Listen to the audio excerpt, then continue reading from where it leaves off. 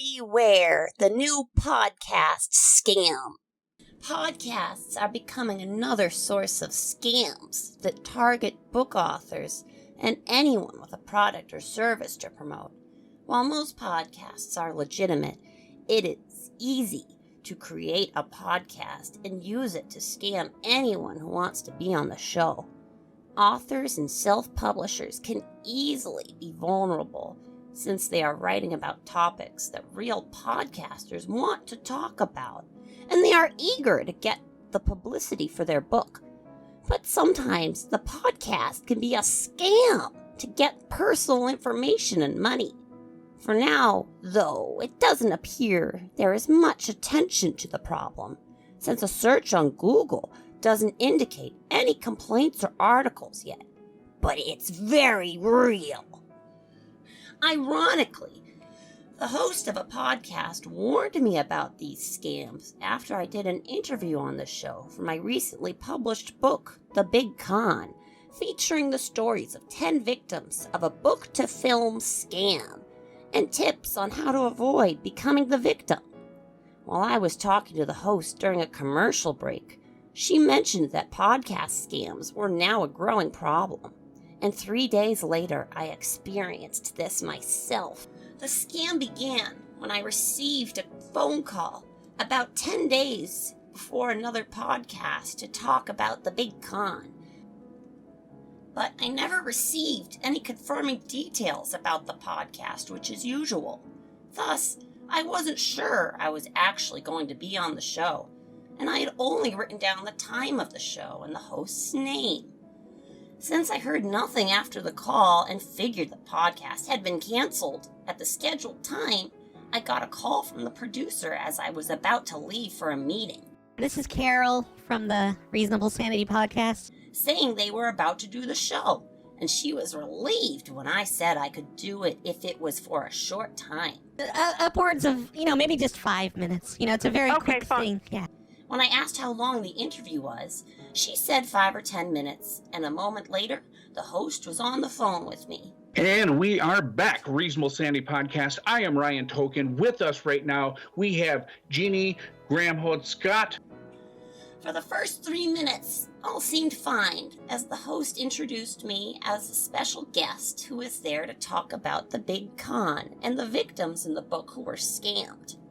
So I began talking about how there are so many scams today and how anyone, including professionals and experts in a field, can become victims. Yeah, and people can just lie about anything that they want to claim that they are at any point to you.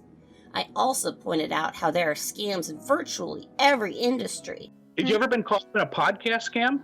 No, what is the podcast scam? And as I started talking about the victims of the book-to-film scam, the host said he had a caller. Line 1, go ahead. You're on with Jeannie. The caller briefly mentioned being scammed himself, so now he wanted to be careful not to be scammed again. And he wanted to know what banks would be best to work with to protect himself. If I were looking for a banking institution that protects me greatly against that, who do you bank with? Well, I work with, I go to various banks like Wells Fargo, and I used to be the Bank of America. But personally, who do you bank? Who's your personal banker? It was an unusual question, but I mentioned some of the bigger banks like Wells Fargo and Bank of America. Then he wanted to know where I had my account. Initially, I told him that didn't matter, because any of the big banks could help him, but he persisted, claiming he still wanted to know my bank, since I was the expert in this area, and that would reassure him that he was making a good choice. I would get it straight from the horse's mouth. Where do you bank? I told him I wasn't going to give out this information on the air, and after he asked why not, I repeated the same reason. Basically, well, this is fucking pointless, then. I'm hanging up. Yep, Good, hang up. Thank you. Sorry, I don't know why he wanted to know so much. The host broke in and said there was another caller on the line. Anyways, line 3, go ahead. You're on the air. While I should have been suspicious that this request for my bank information was the beginning of a scam, I initially thought this was a crank caller. So I continued the interview. Hi, this is Rachel. How are you doing? This time, the caller wanted to know some personal questions about me, such as my age, and was I married, And after I answered that, he asked what my phone number was so we could talk personally. Yeah, I was just wondering, could I give you a number, my phone number, and we could maybe talk personally and get you on my show? Oh, yeah, sure. What's your number and what show is this? Okay, so my phone number is 566 Okay. 735 Okay. 140. Okay, I'm missing a number. Oh, no, that's my social security number. Are you trying to scam me right now? No, I'm trying to get I thought you were giving me a phone number. Wow. Oh. In hindsight, I realized this was very likely an effort to get personal identity information that could be combined with other information about me, and I should have ended the interview, but instead I simply said I didn't want to give out that information. Then, I tried to steer the conversation back to the original topic of scams. But now there was another caller. Line 4, go ahead. This time someone with a very hard to understand English accent. Yes, hello. Hello. Hello, dear. Who, as best as I could make out, wanted to know what to do about someone who kept appearing or leaving things on her porch. I fell for 3 scams last year, and every time they sent over the young boy, she actually penetrated me in the arse, and he gives it to me good each time. Though I recommended she might call the local police, she gave some reason I couldn't understand. No, they told me that he's my neighbor, and I'm to do whatever he says. And said she hoped I could give her the answer about what to do, since I was the expert. But since I couldn't understand the rest of what she said, I simply told her that I couldn't help. Yeah, no, I really can't help you with that. Ryan, maybe can we just sort of wrap this up? I need to. Yeah, you're right. Thank you for the call. Let's go ahead and wrap this up. And I told the host I only had a few more minutes and had to leave. But one more caller, the host said. Yep, line 5. If you had a question, then we'll wrap it up. This time, the man who asked me about banks was back. Hi, Jeannie. Sorry, I'm a little bit nervous. And he had another question about what stocks and securities he should invest in. He proceeded to reel off a series of names that weren't familiar to me. I'm just not sure if I should go with like a fixed income security, like a bond or a corporate, like a debentures, or if I should look into like government securities or maybe like market institutions or something. And I told him he should talk to a financial professional, since I only wrote about such topics if a client provided me with information about the subject. But I wasn't an expert myself. Okay, I mean, I think you need to talk to a financial professional about this. I'm talking about, scams in general. And so you really need to talk to, if you know people in your community, your neighborhood. I don't want to get scammed. I'm just looking for different securities. But the caller just repeated his request, saying he didn't want to be scammed again and wanted to know more about my areas of expertise. I mean, I'm not an expert on financial securities, and we're talking about a different kind of security. I just what do you do if it's a winner or a loser, or what to do with them, once your investments start going? Yeah, I can't advise you about that. You need to talk to a financial professional. So I referred him to some of my website, which in retrospect can be a mistake, since scammers can use the bio information and contact information on a website to build a personal profile about someone. Unfortunately, you need this information to demonstrate your authority and expertise to prospective publishers, agents, producers, clients, and customers. But this information also opens the door to scammers. I'm a writer.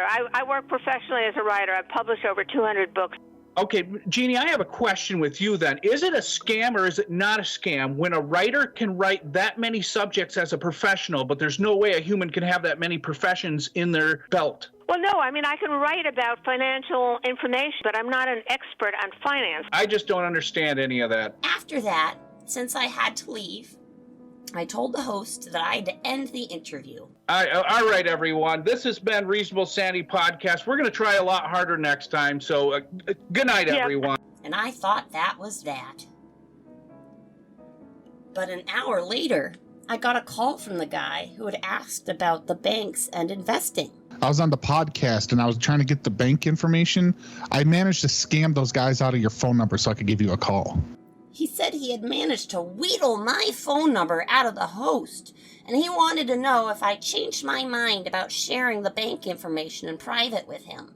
What street did you live on when you grew up? Well, in what city? I mean, I grew up in Great Neck. Oh, okay. And what was your mother's maiden name? Well, I don't know. I mean, before I tell you, it's just really confusing because I mean your name sounds familiar, but what was your mother's maiden name?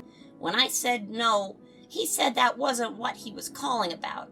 Instead, he wanted to know if I would have dinner with him. What are the chances of me and you going out and getting a steak to eat? When I wondered how he expected to do that, since his phone number indicated he was in Philadelphia and I was in California near San Francisco, he had a ready explanation.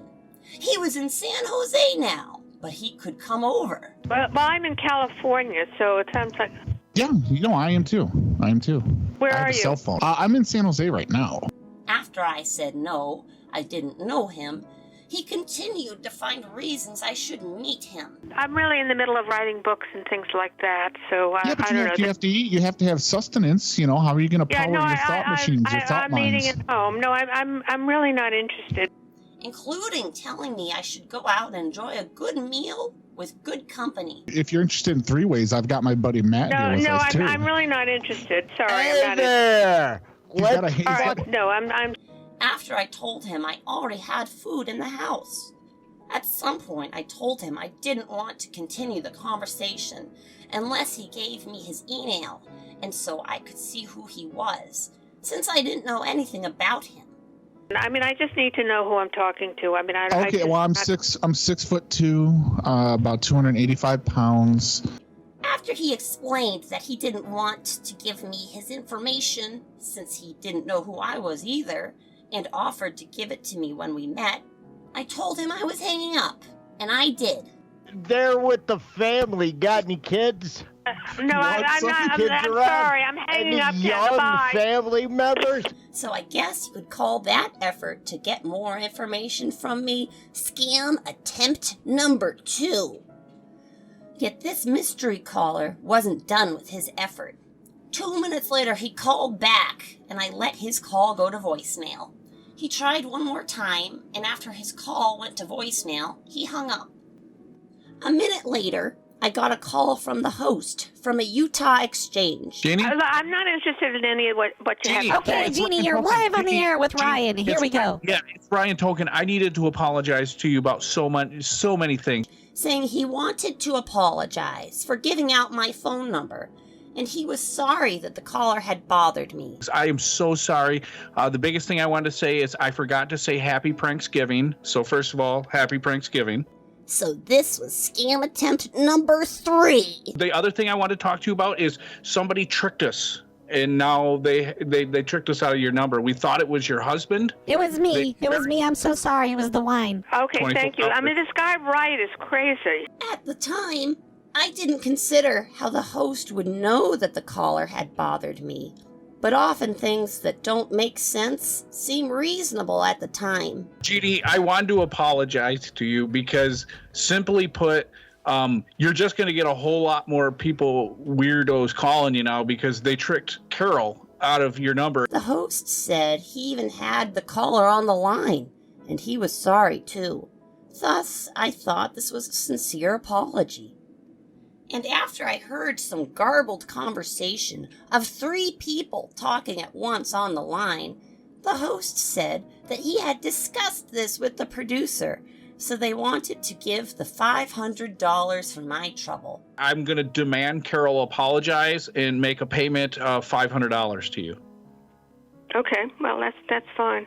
That's nice, I commented, not really sure what to say.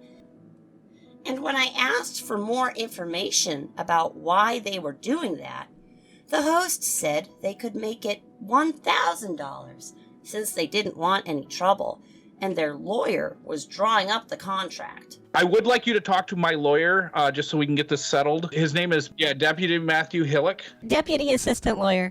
Hi. I'd like to finalize the paperwork with you. In retrospect, I realized this was really their third attempt to get personal information from me, since they would certainly ask for additional information for any contract.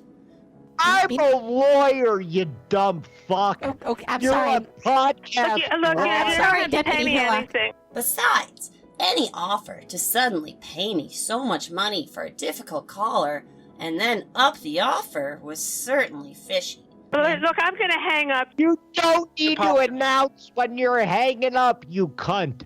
You just hang up. Matt Hillock, Deputy Hillock does have a point there. When I didn't respond right away because his offers to pay me seemed so odd, it sounded like the three people was talking again. I'm going to hang up now. I'm not. Oh, look, there she goes again. Stupid.